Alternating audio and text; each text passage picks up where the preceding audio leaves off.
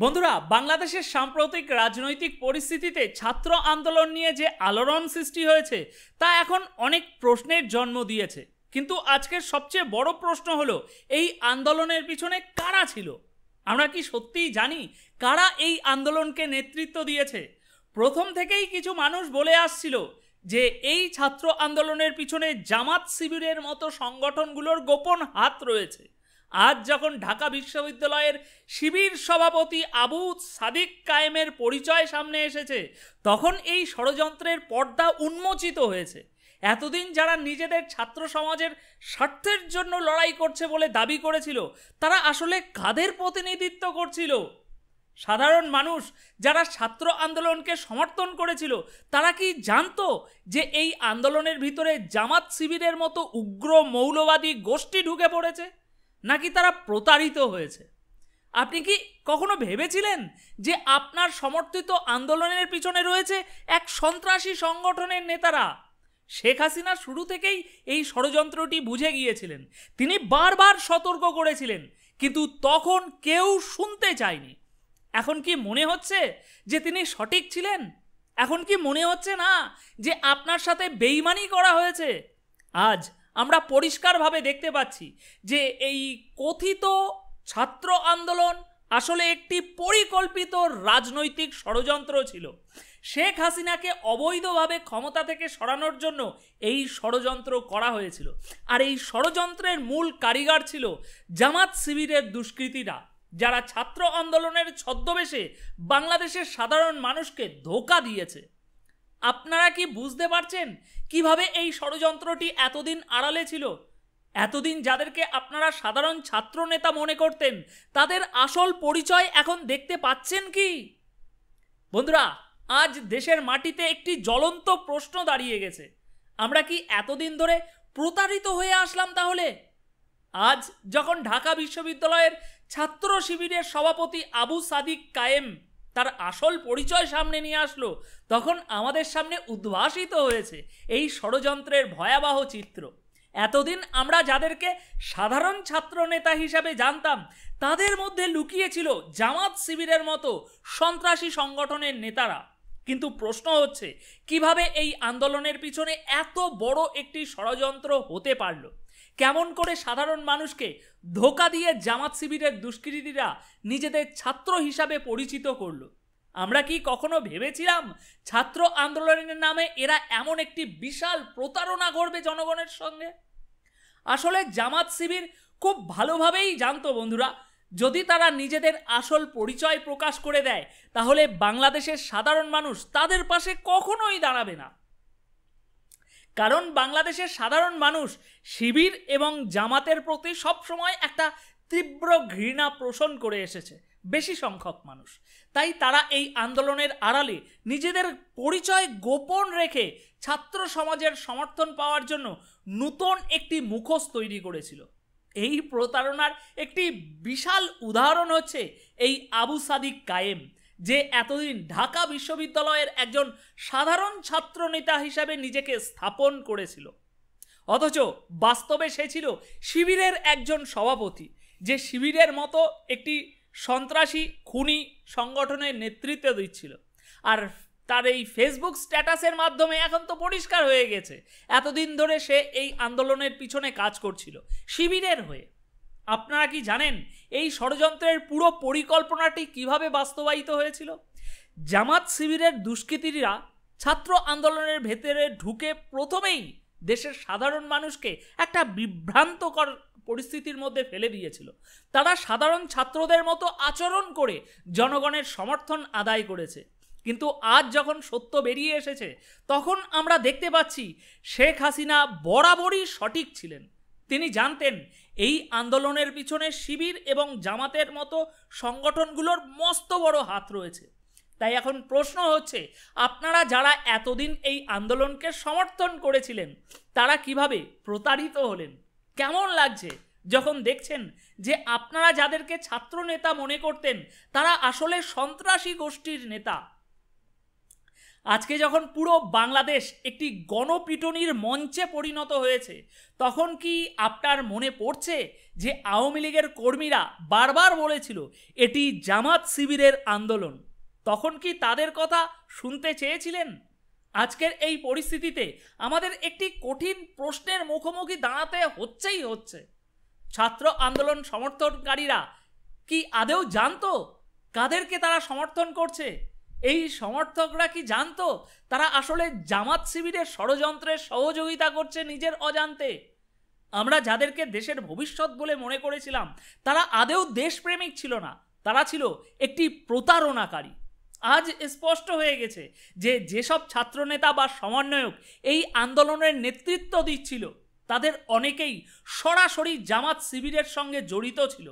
এতদিন ধরে তারা নিজেদের পরিচয় গোপন রেখে সাধারণ ছাত্রদের আন্দোলনের আড়ালে নিজেদের স্বার্থ হাসিল করার চেষ্টা করেছে। অথচ যখন আওয়ামী লীগের পক্ষ থেকে বারবার বলা হয়েছে যে এই আন্দোলনের পিছনে জামাত শিবিরের মতো শক্তি কাজ করছে, তখন কেউ তাদের কথা শুনতে চায়নি। আপনারা যারা এই আন্দোলনকে সমর্থন দিয়েছিলেন, তারা কি এখন বুঝতে পারছেন যে আপনারা কত বড় একটি ভুল করেছিলেন?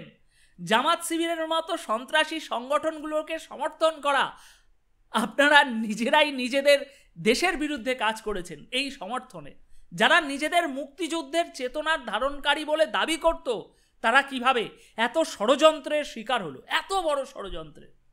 এখন তো আমরা পরিষ্কারভাবে দেখতে পাচ্ছি জামাত শিবিরের দুষ্কৃতীরা পরিকল্পনা করে ছাত্র আন্দোলনের আড়ালে নিজেদের কাজ চালিয়েছে। তারা সাধারণ ছাত্র সেজে আন্দোলনকে পরিচালনা করেছে, আর সেই ফাঁদে পা দিয়েছে দেশের বুদ্ধিজীবী মহল এবং কিছু সুশীল সমাজের নেতারা, যারা নিজেদের প্রগতিশীল হিসাবে দাবি করে। তাদের কি এই ষড়যন্ত্র বোঝার মতো বুদ্ধি ছিল না তখন? আর যদি বুদ্ধি ছিল, তাহলে কেন তারা এর বিরুদ্ধে কোনো আওয়াজ তুলল না? কেন তারা জামাত শিবিরের দুষ্কৃতীদের পাশে দাঁড়িয়ে তাদের দেশদ্রোহী ষড়যন্ত্রকে সমর্থন করল? এই ধরনের আন্দোলনকে যারা সমর্থন দিয়েছেন, তাদের আজ এই প্রশ্নের মুখে দাঁড়াতেই হবে। আমি নিজেও দাঁড়াচ্ছি, নিজেরও খুব খারাপ লাগছে, কারণ আমিও একটা সময় সমর্থন দিয়েছিলাম না জেনে না বুঝে। নিজেকেও খুব লজ্জিত মনে হচ্ছে আজ। এই আন্দোলন শুধুমাত্র একটি রাজনৈতিক ষড়যন্ত্র ছিল, যা শেখ হাসিনাকে ক্ষমতা থেকে সরানোর জন্য পরিকল্পিতভাবে পরিচালিত হয়েছিল। এমনকি তারা নিজেদের প্রতারিত মনে, আপনারা যেমন করছেন আমিও ঠিক তেমন নিজের মনে হচ্ছে যে প্রতারিত হয়েছি আমি, কত বড় একটা ভুল করেছি আমি। সেই সাথে আপনারাও করেছেন।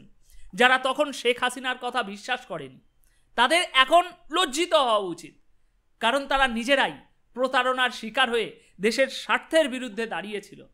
বন্ধুরা, আজকের দিনটি বাংলাদেশের রাজনৈতিক ইতিহাসের এক স্মরণীয় দিন, কেননা আজ আমরা যে সত্যের মুখোমুখি দাঁড়িয়েছি তা অত্যন্ত তিক্ত। এতদিন যারা নিজেদের ছাত্র নেতা হিসাবে দাবি করেছে, আজ তারা নিজেদের খোলস থেকে আসল চেহারা বের করে নিয়ে এসেছে। জামাত শিবিরের দুষ্কৃতীরা শুধু সাধারণ মানুষকে নয়, দেশের ছাত্র সমাজকে পর্যন্ত প্রতারণার জালে আবদ্ধ করেছে। আবু সাদিক কায়েম যে এতদিন সাধারণ ছাত্র নেতা হিসাবে নিজেকে উপস্থাপন করেছিল, সে আসলে শিবিরের ঢাকা বিশ্ববিদ্যালয় শাখার সভাপতি। এ শুধু একটি ব্যক্তির পরিচয় নয়, এ হচ্ছে দেশের বৃহত্তর ষড়যন্ত্রের একটি অংশ। তার ছদ্মবেশে থাকা সাধারণ ছাত্রদের আন্দোলনের মধ্যে এই যে ঢুকে পড়া, এটা আমাদের সাথে মস্ত বড় প্রতারণা। আপনারা কি এখন বুঝতে পারছেন কত বড় একটি ষড়যন্ত্র চালানো হচ্ছিল সেই সময়? আর আমরা সবাই সেই ষড়যন্ত্রেরই একটা অংশ হয়ে গিয়েছিলাম। আর শুধু আমরা নই, এই ষড়যন্ত্রের সঙ্গে জড়িত ছিল আরও কিছু রাজনৈতিক দল ও তাদের সহযোগী গোষ্ঠী, যারা নিজেদের স্বার্থে দেশকে এই বিপর্যয়ের দিকে ঠেলে দিয়েছে।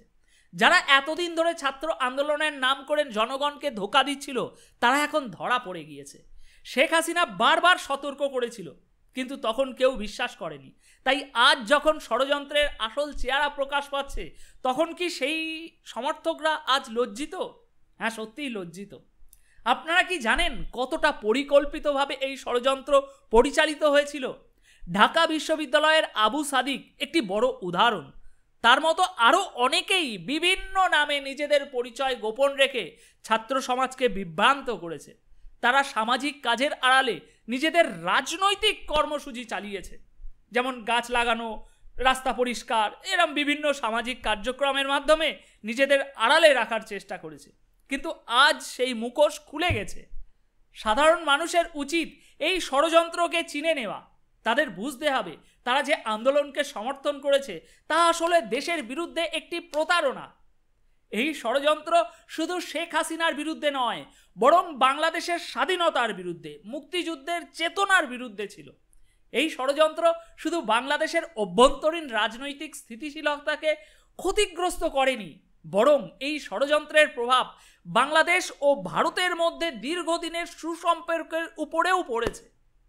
জামাত শিবিরের মতো সন্ত্রাসী গোষ্ঠীগুলোর উদ্দেশ্য শুধু দেশের ভিতরে অস্থিতিশীলতা সৃষ্টি করা নয়, বরং তারা ভারত বাংলাদেশের কূটনৈতিক সম্পর্ককেও ঝুঁকির মধ্যে ফেলে দিয়েছে।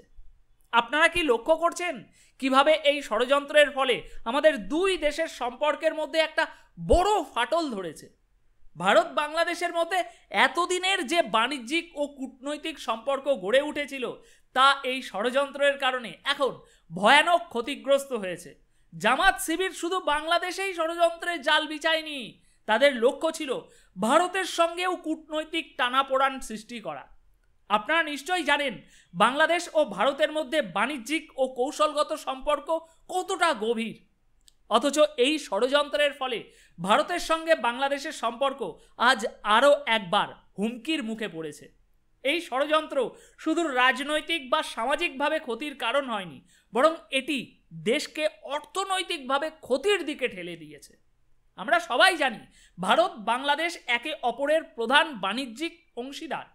ভারতের বিভিন্ন প্রয়োজনীয় পণ্য যেমন খাদ্যশস্য, প্রাকৃতিক গ্যাস এবং অন্যান্য শিল্প পণ্য বাংলাদেশে আসে, আবার বাংলাদেশ থেকে বিভিন্ন পণ্য ভারতে রপ্তানি হয়। এই দুই দেশের বাণিজ্যিক সম্পর্ক একে অপরের অর্থনৈতিক স্থিতিশীলতার জন্য অত্যন্ত গুরুত্বপূর্ণ। কিন্তু জামাত শিবিরের ষড়যন্ত্রের কারণে দুই দেশের মধ্যে সেই একটা যে সুসম্পর্ক ছিল, এখন এটা নষ্ট হয়ে গিয়েছে।